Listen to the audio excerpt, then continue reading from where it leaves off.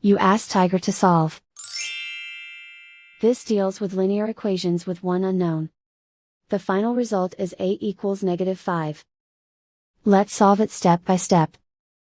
Group all constants on the right side of the equation. Subtract 7 from both sides. Group like terms.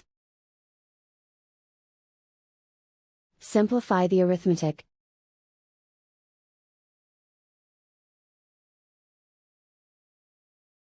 Convert the a into a positive number. Multiply both sides by -1.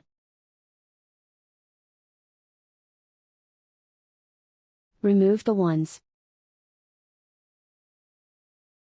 Simplify the arithmetic.